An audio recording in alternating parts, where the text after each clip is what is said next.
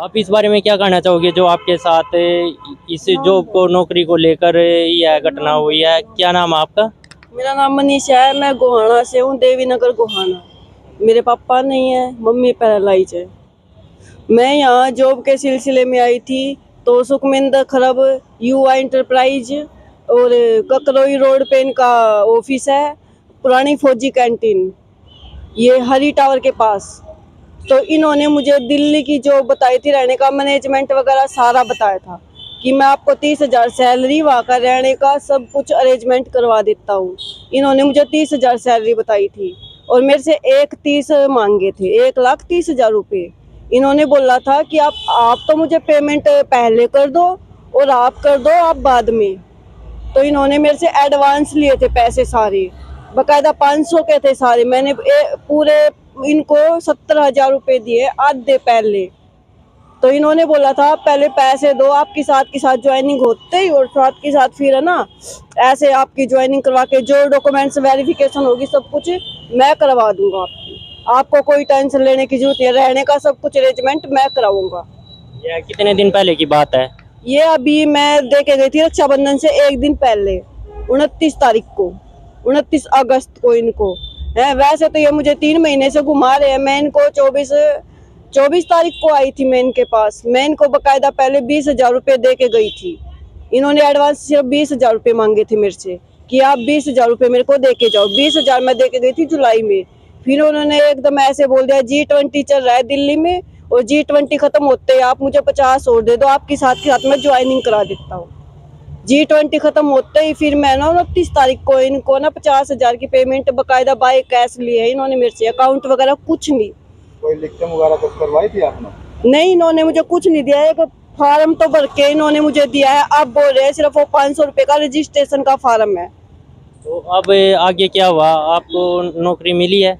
नहीं, ना ही तो मुझे नौकरी मिली है, मुझे दर दर की ठोकर। मैं दिल्ली से दिल्ली इनके ऑफिस पे आ रही हूँ, आज नहीं मनीषा कल, आज नहीं मनीषा कल है। तो फिर मैं तंग आके मैं गई हूँ डॉक्टर मुकेश के पास। ये सत्यम शिवम सुंदरम की संगठन है और मेरी फ्रेंड है। मैंने इनको सारी बात बाकायदा बताई है और मैं ब्याज पे पैसे लेके आई थी। मेरे पास इतने पैसे थे नहीं और मैं ब्याज के पैसे इन्होंने ही मुझसे अरेंज करवाए थे। तो इन्होंने बोला तेरे को जॉब, ऐसे बात चल पड़ी तो इन्होंने मेरे से पूछा तेरी जॉब का क्या रहा। तो मैं इनको सारी घटना आप बीती अपनी बताई है। आपने क्या नाम बताया अपना? मनीषा। प्रशासन से क्या गुहार लगाना चाह रहे हो? तो मैंने उसी टाइम फिर ये मेरे साथ गाली गलौज करके वहाँ ऑफिस में मेरे करैक्टर पे उंगली उठा के, मतलब मुझे मेरी जाति के ऊपर भी मुझे बोल रहा है। मेरी जाति है चमार, ऐसी कास्ट से मैं हूँ, अनुसूचित जाति से। अगर मैं हूँ तो मेरी क्या गलती है? प्रशासन से आप प्रशासन से क्या कहना चाहोगे इस बारे में, आपको न्याय मिलने की? बस ये चाहती हूँ कि और कोई बस इस ठगी में ना आए जैसे मैं आई हूँ। अब ये बिल्कुल मना कर रहा है, मेरे को तो एक पैसा नहीं दे के गई है ये, और इसने मुझे सिर्फ एक फार्म भर के दिया था। अब ये बोल रहा है वो तो सिर्फ रजिस्ट्रेशन का फार्म था 500 रुपये का। हाँ, पुलिस ने मेरी बहुत मदद की है। वो मुझे बकायदा, मुझे वहाँ चक्कर आ गए थे, मैं बीमार हो गई थी, तो उन्होंने मुझे एज ए मतलब यहाँ थाने में नहीं बुला के ऐसे बोला कि आप पहले इनको ठीक कराओ। उनको तो मैं कुछ गलत नहीं बोलना चाहती, उन्होंने मेरे साथ सहयोग किया है। कुछ पैसे आपके वापस हुए हैं? नहीं, मेरा 1 रुपया भी वापस नहीं हुआ। मुझे 5-6 दिन वैसे चक्कर काटते हो रहे। अब दिल्ली में चक्कर काट रही हूँ। दिल्ली में हॉस्पिटल में दाखिल हूँ। अब हॉस्पिटल में दाखिल हूँ तो वहाँ की फीस वगैरह अरेंज करने में मैं इतने पैसे अब कहाँ से लाऊं? किस जॉब के लिए बात हुई थी आपकी इनसे? मैं मेडिकल लाइन से एएनएम कर रखी है, इन्होंने एएनएम के लिए ही बोला था मुझे। तो हम डॉक्टर मुकेश जी से बात करना चाहेंगे, मनीषा के बारे में क्या कहते हैं? सर, मनीषा ना एक बहुत ही अच्छी लड़की है और जो परिवार के हालात है ना वो बहुत ही बेचारी की पुअर है। माँ पैरालाइज्ड है। ये सोचा था इसने, जो इन्हें बताया मेरे को कि भाई मेरे को नौकरी मिल जाएगी तो मेरी माँ का और मेरा गुजारा हो जाएगा। तो सर सरे आम दफ्तर खोला है, ऐसे तो नहीं है भाई उसमें छिप के कर रहा कोई काम।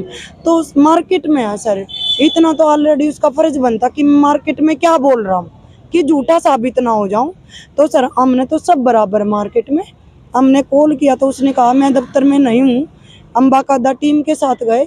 जबकि हम ऊपर गए तो वो दफ्तर में था। हमने 2 घंटे उसको सुना, मुद्दे पे उसने बात नहीं की, वगैरह वगैरह बात की। उन्होंने मुझे बोला कि आपको कैसे पता कि इसने 70,000 दी?